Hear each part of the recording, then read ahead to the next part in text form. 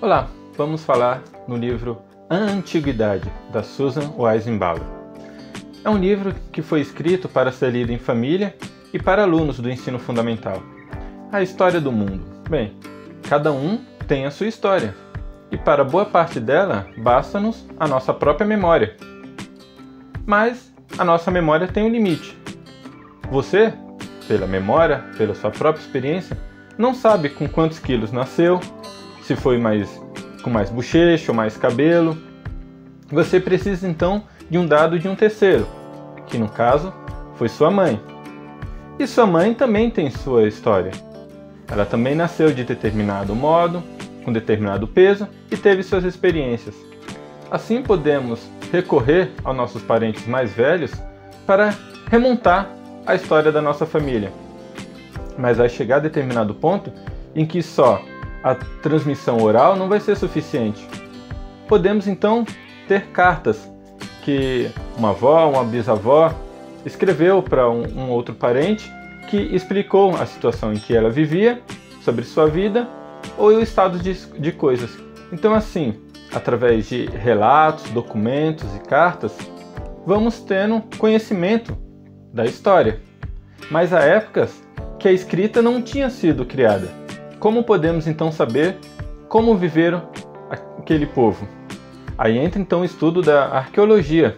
Após escavar uma determinada região, pode-se encontrar utensílios domésticos como faca e teremos a informação que aquele povo sabia produzir e se utilizava daquele utensílio. Se foi encontrado também trigo seco, podemos deduzir que algo fez que aquele povo abandonasse aquele trigo, podendo ser uma grande seca ou ter batido em retirada urgentemente. Então, sobre esses materiais encontrados, podemos, por dedução, imaginar o que aconteceu, que pode ser corroborado a depender da época, por documentos ou não. Por volta de 7.000 anos atrás, eram todos nômades, ou seja, não tinham uma morada fixa e eram coletores e caçadores. Mas isso foi mudando com o tempo.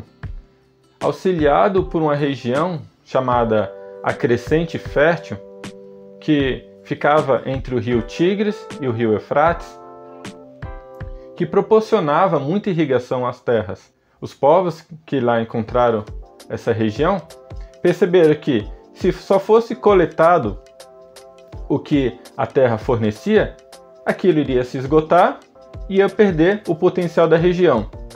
Então, logo foram se instalando nas redondezas.